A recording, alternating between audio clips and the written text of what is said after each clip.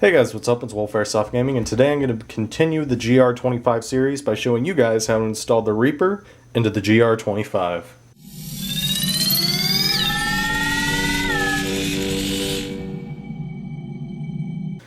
Okay, so here we have a 7.4 volt LiPo. We're going to plug this in, and whenever I press the contacts together, we should hear the solenoid fire.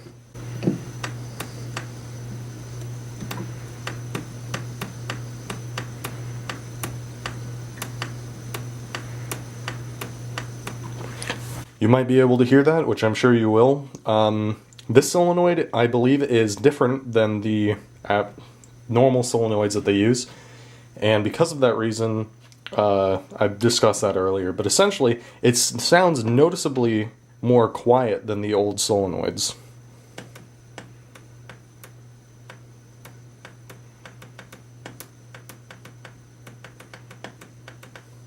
So, there you have that. Now that we know that the system works, we can disconnect the battery and ensure that these connections are solid and will not get tangled, touched together, or ripped apart when it's all installed. So in order to do that, going to put solder on the wires to make sure that that's all good, and then put shrink wrap around the wires. Okay, so now that we have our soldering iron all heated up, we're going to coat both of these wires just with a little bit of solder.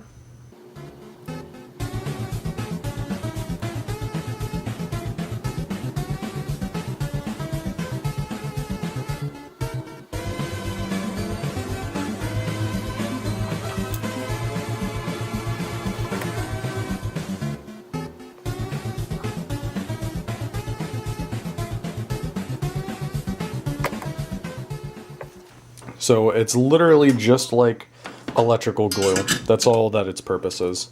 So now that we have those two soldered, after they were twisted, we're going to now put on the heat shrink tubing.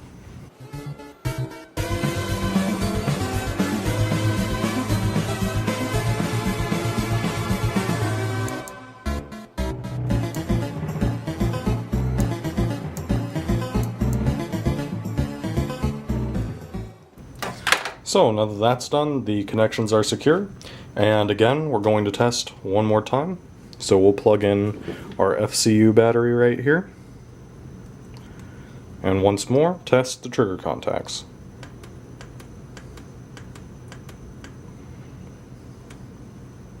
Well, all is well. Go ahead and unplug the battery, and now we can start to fit this unit in properly and put the wires in and put in the buffer tube screw set, and then as well this trigger, and then we'll be good.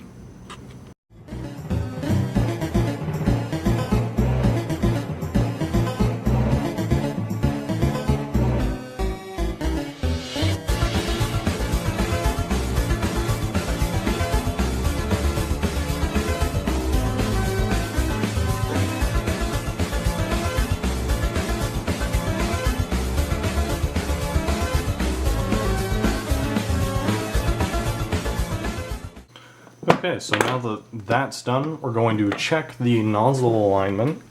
Basically just quick visual inspection to make sure that it is centered. And as you can see, it does look centered, although we won't know for sure until it's inside of the hop-up chamber. Now what I'm going to do for my own sanity is stick a small sliver of foam in the area available to me on each side to make sure that this unit is straight, although I'm sure that in reality it doesn't matter at all.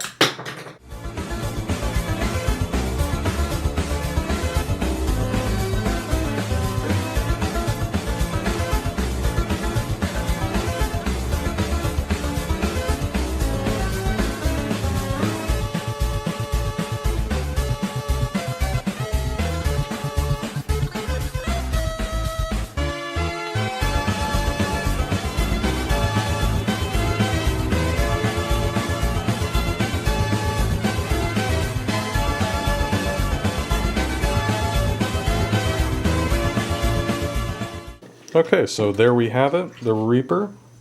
All installed in here. Once more, we're going to check. Plug in the battery here.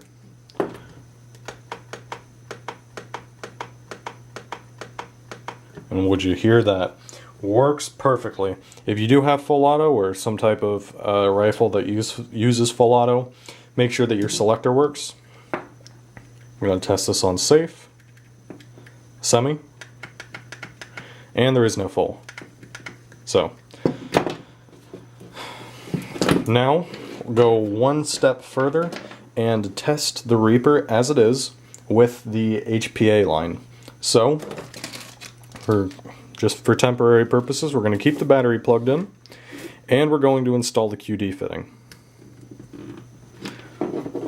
And we're going to test the Reaper outside in case something does happen on the inside of the gun where it doesn't work. We'll know that it's not the system itself. It's either nozzle alignment or somehow where it's seated. So, we have our airline here that's got 120 psi going to it.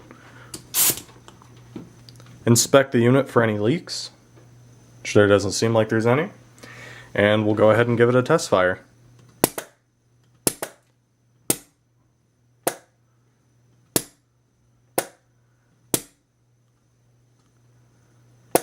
That is really cool. So the nozzle will stay retracted for as long as you hold the trigger down.